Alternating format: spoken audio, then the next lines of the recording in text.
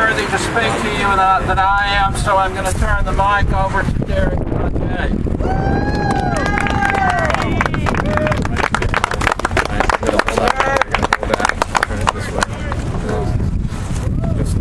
I'd like to say thank you for coming out and showing support for people like me that need the VA and live with it almost every week. I mean, I go to it every 2 weeks, and I'd like to say thank you for everyone coming out today and just show appreciation for people like me that have sacrificed a lot, and I deal with the VA every week, at least sometimes twice a week, because I got to get service to my legs every day, and it's just nice to know that people actually care. It's the biggest gratitude I can feel. Thank you.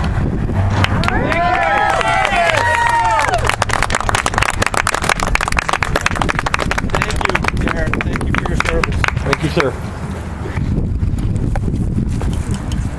And second, I would like to introduce Ted Martin. He's U.S. Coast Guard retired. Is that correct? Correct. Well, I want to turn the mic over to him. I'd just like to say thank you to everybody here today, coming out supporting the VA. We all of us veterans here gathered today, and all of us that are in support of saying no to this budget.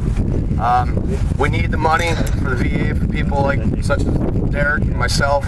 I use the VA exclusively, and I use it quite a bit for a head injury I have, and without it, you know, what would life be without it? I mean, it's keeping Derek mobile, it's keeping me sane, I think. And I think with everybody getting behind this support, and the rest of us that are the 1%ers of the world, we need to have a fair and balanced budget, a fair government, and this bill is not the way to put it on the table. So thanks for everybody coming out, and let's send this message to Washington, and especially Congressman Benešík.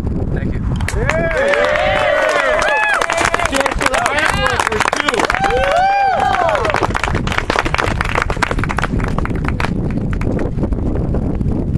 As I say, we all of us owe a debt of gratitude that can never be repaid to people like Derek and Ted and Chris Wagner. Oh, Chris Wagner, yes. Glad to have you with us. So, as I say, they're the last people whose benefits we should be cutting into, given what they've done for our nation and all the sacrifices that they have made. Chris is going to speak too. Chris, come on up. Chris Wagner? Chris Wagner. Chris Wagner. So, it's a privilege to have you. Hi, Chris. Hi. My name is Chris Wagner, and I am a veteran. My father, my brother, and my nephew are all veterans as well. My nephew is a veteran who was in both wars in Iraq and Afghanistan. My brother and I have been fortunate and need little help. My father, striving to live independently in Texas, not so much. He has been struggling with health issues and is constantly fighting with the VA to get and keep his health care. He has had to wait over 5 years to get evaluated for a new wheelchair. He is under constant threat of losing his VA health benefits, if he has to cancel an appointment 90 miles from his home that he might not be notified about until the night before. There is a price for war. Over 6,000 Americans have died in Iraq and Afghanistan, twice as many as died in the Twin Towers of 9/11. Over 45,000 troops have been wounded in Afghanistan and Iraq. My nephew is one of them. He is now on permanent disability for injuries he received in multiple tours in Iraq and Afghanistan. There is a price for war, and Republicans like Paul Ryan, Dan Benešík, neither of whom are veterans, would rather give tax relief to the top 1% than to do what's right, pay for what the Republicans have started, and honor those Americans and families that served our country, some of whom who have made the ultimate sacrifice. By this time tomorrow, Representative Benešík will be voting on the Paul Ryan budget plan in Washington. The Paul Ryan budget will cut $11 billion. That's $1 billion with a B for the Veterans Affairs budget. This is over and above the cuts to Social Security and Medicaid that many veterans also depend on.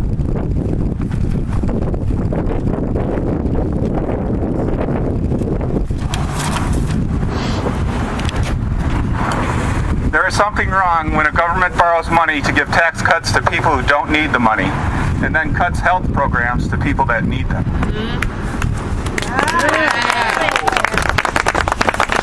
The Republican budget hands out huge tax breaks to millionaires and large corporations to pay for those massive tax breaks. The Republicans made harsh cuts to communities that include reductions and changes in the student Pell Grant program, cuts in the Veterans Health Services, and cuts and changes in our seniors' Medicaid and Medicare. Veterans are among the 99% who would be hit hardest by the harsh Republican budget cuts. Representative Benishek says, as a doctor, he knows the challenges facing Northern Michigan's veterans, that our veterans have battled for freedom and they should not have to battle here at home for adequate care. I ask you to contact Representative Benishek today and remind him of his own words and that he needs to vote no to the Paul Ryan budget plan and support our veterans. Thank you.